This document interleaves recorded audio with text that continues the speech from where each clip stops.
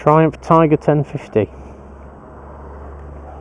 This is Barry's, one of my instructors. He did have the Aprilia Shiver, but he couldn't get on with it, and I had to go on it as well, and the fuel injection was awful. So he's chopped it in for this 1050cc.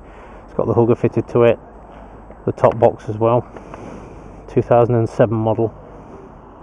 Looks nice, doesn't it? I was also considering a bike to succeed my Pan-European, and this might be the one. Let's see how it rides. Okay, it's basically got the same engine as the Speed Triple 1050, but it's been retuned again for more low speed. I think it's about 115 brake horsepower, something like that. It's a chain drive, not a shaft. And you know my standard problem, the very first thing I check on a bike is how the fuel injection delivery is. So I'm in, I think I'm in third gear. I'm not sure it's got a gear position indicator. I'm doing 30 miles an hour, and ever so slight hunting, but not enough to be concerned about. I read a couple of reports talking about the gears on this, and they talk about that the gearbox is either clunky or stiff or notchy or whatever. So I'm going to be quite picky on the gearbox and see. First gear, seconds as sweet as a nut. No, I don't see anything wrong with that. Fourth gear, we're in a 40 limit here, so knock it up to 40.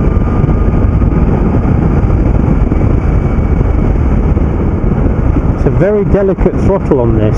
It's very small movements, and it's there. The seat positioning is really nice, very comfortable, nice wide flat seat. Handlebars are a really nice position as well. This is a nice riding position for me.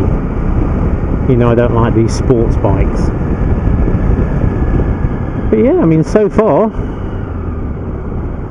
it seems okay. The brakes are really nice on it. 2-finger braking on the front, no problem, and the back is quite feelable. Still riding with my feet up at the moment. Tiny little bit of warpage in this clutch, ever so slight though. I mean, if I was being really, really picky, I'd probably change the clutch on this. Engine's got the most gorgeous whistle. The Triumph triple engines are really, really nice. Okay, back brake only. There's a little bit of warpage in the back brake as well, but only tiny. If you get to know me, you'll realise I'm really, really picky on things. I don't just let things go, it's got to be spot on.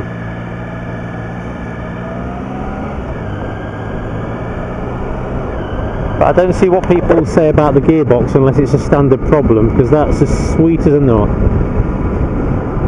I could sit on this all day, no problems. I just have to take it to a higher speed and just see what it's like out in the country a little bit more.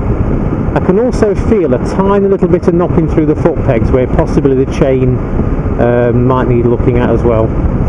I told you I was picky.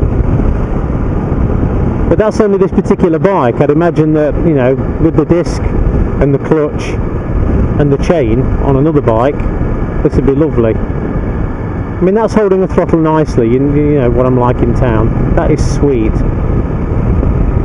So, on a very brief look at this, so far, I think it's really, really sweet. If one of these came up at the right price, I might even consider getting one. There you go. And for me to say that, compliment indeed. Oh, that's lovely. Nice bit of corner in there. Well, thanks for watching the brief review. If I get a chance to take it out into the countryside a little bit later on, I'll probably tack it on to the end of this one. But initial impressions, yeah, nice.